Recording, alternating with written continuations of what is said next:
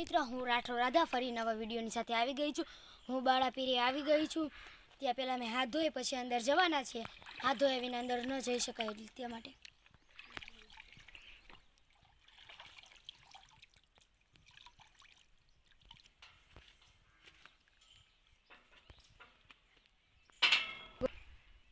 બાળાપીરની જય। હું આવી ગઈ છું બાળાપીર સમાધિની પડખે। ચાલો તો બાળાપીર સમાધિની પડખે જઈએ, તેનું સ્થાન જોઈએ, તે કઈ જગ્યાએ છે તે જોઈએ। તમે જોઈ શકો છો આ પાર્કિંગની પણ જગ્યા છે। અહીંયા વડલા છે। હું અહીંયા પહેલી જ વાર આવી ગઈ। ચાલો તો હું બાળાપીરે આવ્યા છે મારી બહેનો સાથે। જય બાળાપીર। તમે કેટલી વાર આવી ગયેલા છો બેન? પહેલી વખત। આ તમને ગમ્યું આ બધું લોકેશન? હા, બહુ મસ્તનું લોકેશન છે। પછી તમે ક્યારે આવીશો કે પછી આવરો જાવ કરશું ને? આ તો બેનોએ કીધું છે અમે અહીંયા આવને જાવ કરશું અવારનવાર। એટલે આ બાળાપીર છે તે વાડીની વચ્ચે વચ્ચે તમે જોઈ શકો છો। આ સામે બાજુ વાડી છે, સામે બાજુ છે, વાહે બાજુ છે। ચાલો બાળાપીર સમાધિની પડખે આવી ગઈ છું। ત્યાં મેં જોયા ઘણા બધા વડલા પણ છે, તમે જોઈ શકો છો। તમે જોઈ શકો છો હંપા વડલા છે, એક મોટું લીમડાનું ઝાડ પણ છે। ચાલો બાળાપીર સમાધિ આવી ગઈ। બાળાપીર બાપુની જય। ચાલો બાળાપીર બાપુની સમાધિ આવી ગયા છે। હવે ત્યાં દર્શન કરી પછી ગાય માતાની તરફ જઈશું। ત્યાં દર્શન કરી આગળ જઈશું ઘર તરફ।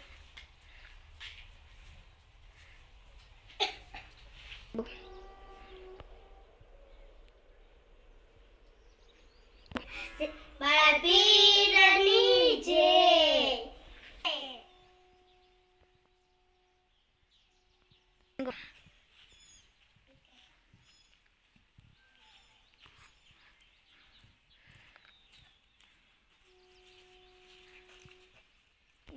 ચાલો બાળાપીર બાપુના દર્શન કરી બહાર આવી ગયા છે। તો ચાલો એનું આજુબાજુનું તમને લોકેશન બતાવીશું। ચાલો હું બાળાપીર મંદિરના દર્શન કરી બહાર આવી ગઈ છું। હવે બાળાપીરની આજુબાજુનું જે લોકેશન છે તમને શેર કરીશ, તો બન્યા રહો મારા વિડીયોમાં।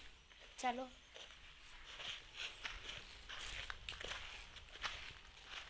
મેં તમને કીધું હતું તેવી જ રીતે ફરતી કોર વાડી છે, તમે જોઈ શકો છો।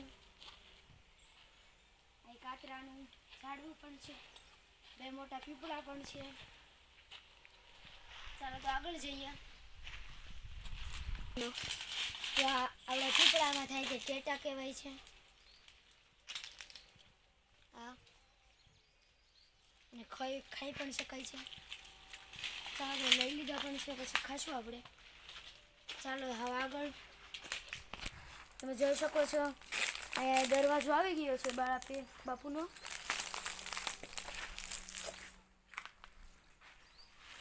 સામેની સાઈડ બીજો પણ દરવાજો છે, એ પણ એક દરવાજો છે। પાછા પીપળા આવી ગયા છે, તમે જોઈ શકો છો।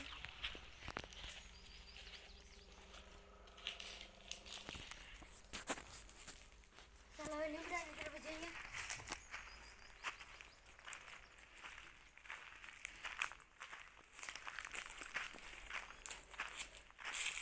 તમે જોઈ શકો છો એ પાકી ગયેલા ટેટા પણ છે,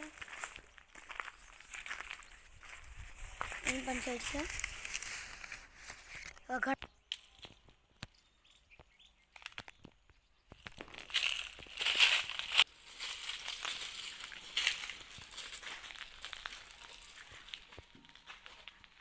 આવી ગયા છે લીમડા તરફ, તમે જોઈ શકો છો થોડો મોટો લીમડો છે।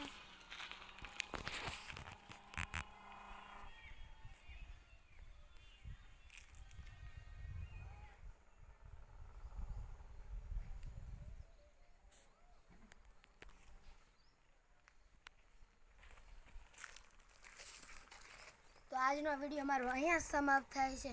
જો તમને મારો વિડીયો ગમ્યો હોય તો લાઈક કરો, શેર કરો, અને તેવી જ રીતે નવા ઘણા બધા વિડીયો જોતા રહો। રામ રામ ને સીતારામ।